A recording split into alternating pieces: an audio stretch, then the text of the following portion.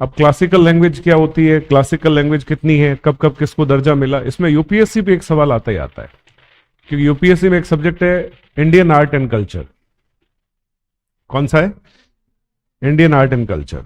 तो हमारा ऑब्जेक्टिव क्या होना चाहिए, एंशियंट टाइम से जो हमारी कल्चरल वैल्यूज है, जो हमारी फिलोसॉफिकल वैल्यूज है, जो हमारी हिस्टोरिकल वैल्यूज है, उन चीजों को हमें थोड़ा समझना चाहिए। जैसे उदाहरण के तौर पे जब हम इंडियन आर्ट एंड कल्चर की शुरुआत करते हैं तो शुरुआत होती है वेद से। कहां से होती है? वेद।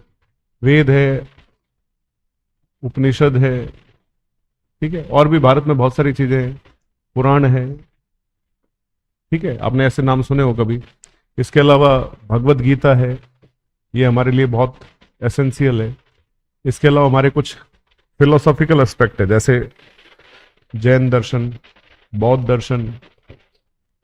साउथ का जो काल है, साउथ में जितना भी हिस्टोरिकल और सॉरी कल्चरल डेवलपमेंट हुआ, वो जो समय है उसको क्या बोलते हैं? संगम काल। क्या बोलते हैं? संगम काल। इसके अलावा 6 दर्शन जो है वो बहुत इंपॉर्टेंट रहे हमारे यहाँ पे, जिसमें योग है, सांख्य है, न्याय है, वैशेषिक दर्शन है, मीमांसा दर्शन है, ये सब फिलॉसफी है। इसके अलावा वेदांत दर्शन है। इसके अलावा उपनिषदों पर आधारित ब्रह्म सूत्र बहुत पूछे जाते हैं। फिर हमारी जो आप ये कह सकते हैं लिटरेचर है, जो बहुत ही पुराना है। इसके अलावा मॉन्यूमेंट्स है, आर्किटेक्ट है हमारा, स्थापत्य। आप देखोगे कई जगह ऐसी है जहां आप जाओगे तो मंदिर का अलग अलग, ये सब चीजें जो होती है। फिर हमारी एंशियंट टाइम का जो, मिडाइवल टाइम का जो लैंग्वेज है, भाषाएं जो होती है, ऐसी भाषाओं को हम क्लासिकल लैंग्वेज बोलते हैं। क्या बोलते हैं? क्लासिकल। तो ये एक इंटरेस्ट का सब्जेक्ट हो जाना चाहिए। उस समय के जो टेम्पल्स है, ठीक है, उस समय के जो स्क्रिप्चर है,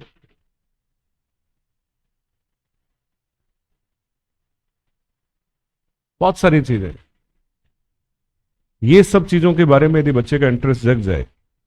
यूपीएससी में 2 ऐसी चीजें हैं जो आपसे थोड़े डिफरेंट वे में पूछी जाती है। एक तो इंडियन आर्ट एंड कल्चर, जो राजस्थान में कम होता है, और नेशनल लेवल पे उसको ज्यादा प्रायोरिटी से यूपीएससी में पूछा जाता है। एक पोर्शन वहां पे और होता है, यदि वो आपका बढ़िया हो जाए, जिसे हम बोलते हैं पर्यावरण। अब इसमें सब कुछ आ गया। इसमें पर्यावरण में वन आ गया, वन्य जीव आ गए, जीव जंतु आ गए, वनस्पति आ गई।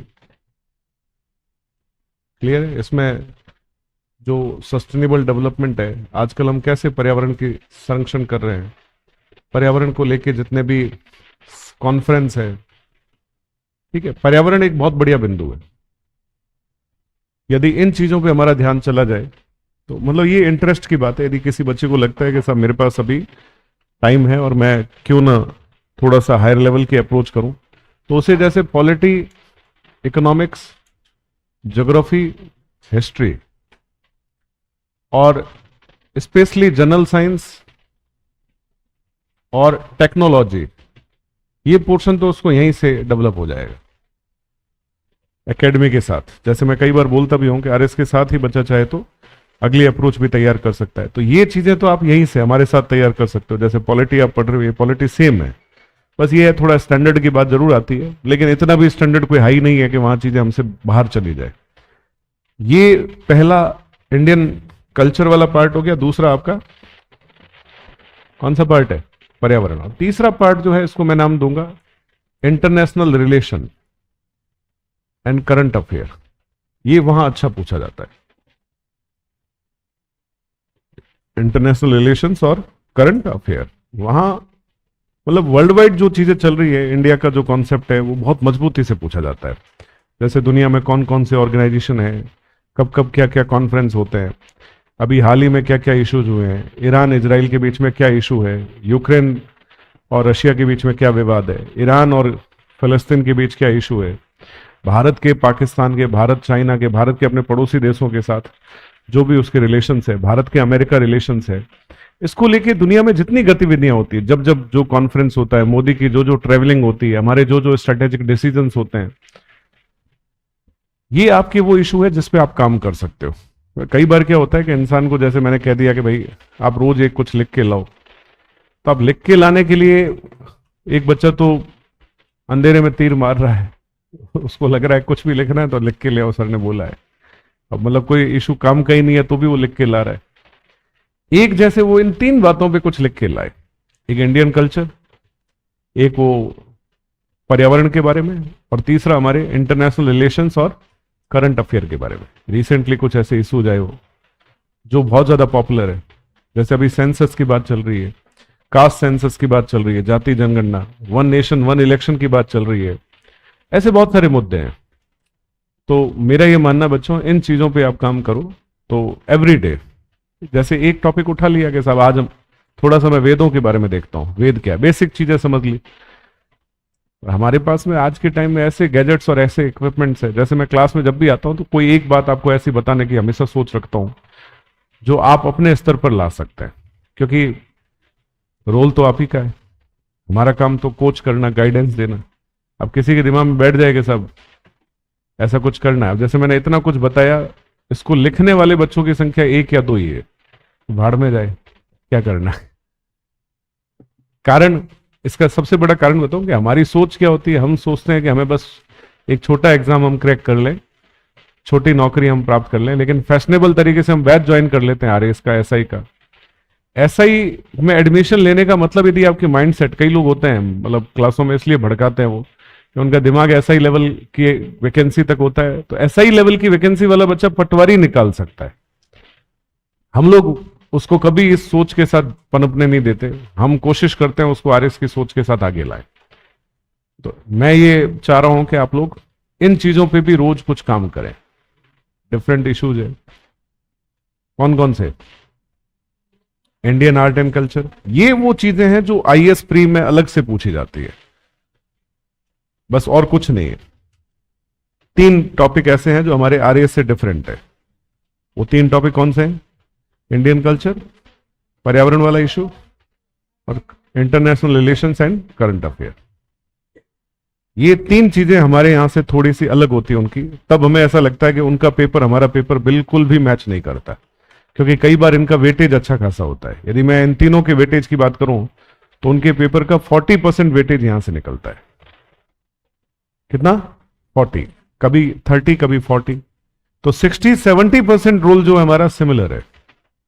यानी एक आरएस की तैयारी वाला बच्चा सारथी के साथ पढ़ते हुए आराम से वो अपने इस अप्रोच को डेवलप कर सकता है। लेकिन ये काम, इसके लिए सबसे बढ़िया क्या चीज है, तो मैं ये कहूं कि इसके लिए सबसे बढ़िया है कि इससे रिलेटेड जो कंटेंट है मार्केट में वो उठाओ आप। एनसीईआरटी में इस पे जो भी काम हुआ है, क्योंकि इंडियन कल्चर के बारे में एनसीईआरटी में बहुत अच्छा दिया हुआ है और ज्यादातर सवाल एनसीईआरटी में आता है।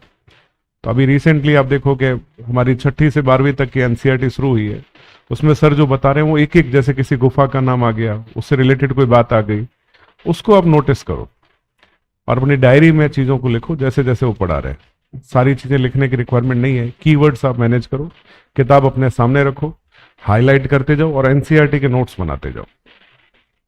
ये एक बढ़िया तरीका है। दूसरा बढ़िया तरीका ये है कि आप रोज कुछ ना कुछ मुद्दे को उठाओ, क्योंकि आपकी क्लास बहुत कम हो रही है, तो आपके पास ऐसा टाइम अभी है, बाद में नहीं बचेगा। मुझे पता है, मैं क्लासों के भागम भाग बीच बीच में शुरू करवाता हूं, तो ऐसे कभी टाइमिंग आपके लिए आएंगे जब आप थोड़े से उथल पुथल में आओगे, तो उस समय आपको लगेगा क्लास में ज्यादा टाइम जा रहा है, कहां से ये चीजें करूं। तो अभी आपके पास जब वैक्यूम टाइम है तो इन चीजों को आप उठाओ, ठीक है। अब ये मत कहना सर ने गाइड नहीं किया, मैं ये आपको गाइडेंस दे रहा हूं। किससे रिलेटेड? यूपीएससी,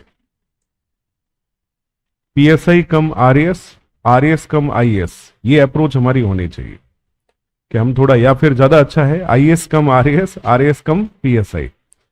3 वैकेंसीज हमें एक साथ उठानी चाहिए तैयारी के दौरान, जब हमारे पास 2 साल का टाइम हो। कितने साल का टाइम हो? 2 साल।